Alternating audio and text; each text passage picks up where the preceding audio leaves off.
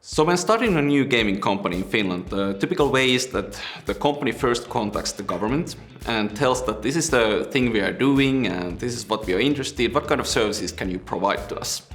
And then government officials like me tell what kind of services we do. And they can also approach similar ways, associations, the city, or any gaming related activities in Finland. The Finnish gaming industry began in the 80s, but during those time it was more like history and just individuals working on different games. And the big thing happened through Nokia. As Nokia grew as a huge mobile manufacturer, it also started to invest into games as it noticed that the single legendary game called Worm on Nokia 3310 was so popular, so they started putting money into it. And even though the engage from Nokia didn't succeed for multiple different reasons, it helped to found up the Finnish gaming industry. So that's the origins of the story.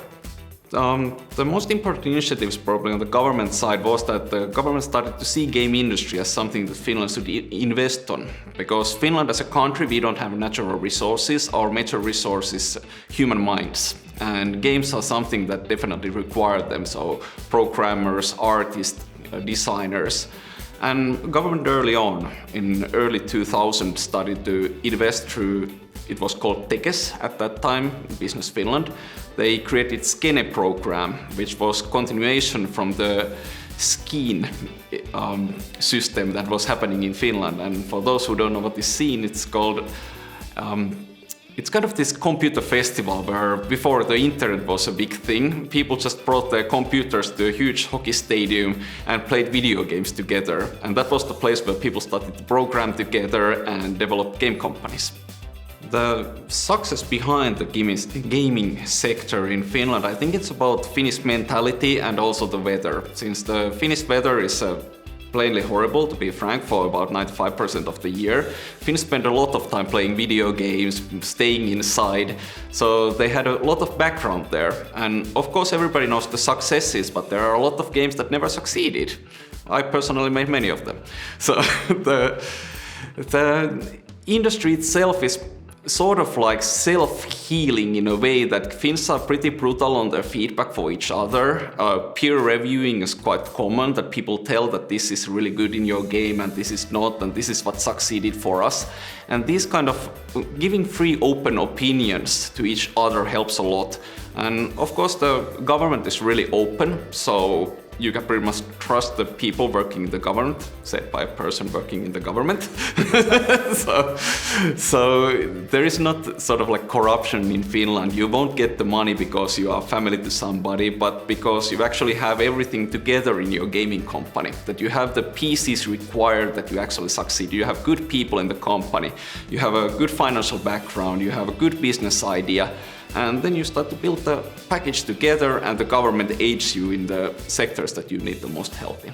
The obligations of the person who works for the city of Helsinki in behalf of games, there are actually, it's not just the one person, but there are multiple people, because there's a NewCo, which is a Finnish startup entrepreneurship system that works under the city of Helsinki, and they help new startups. And one of those people there focuses on game companies, providing them with free workspaces, some startup money to get the company started.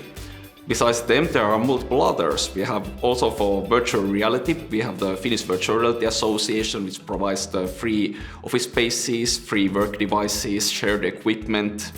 This kind of systems exist because somebody has been there behind building them, and somebody has just given time and thought that this would absolutely help the ecosystem and everybody else in it. The origins of Finnish game industry meeting with the Finnish education system, I'm happy to talk about it because that was actually my topic of my pro-gradu, my university graduation work, because I was one of the founding guys behind the Finnish education system for the gaming sector. But actually the background more than just gaming lies in the total education system, how it works. It pretty much puts a lot of effort in that you are responsible yourself on how much you learn, but if you are lagging behind, then you are going to get assistance so you catch up with the others. So Finland is a trust-based society. Like I said, that we trust the government officials, we also trust our students that you do your best. If you are not doing, we will notice and then you will start to spend some extra work with time with your homework. So there is a connection. There is definitely a reason why Finns started to program, why Finns started to be sort of innovative on the gaming sector, and the game industry education itself just came later on as an addition.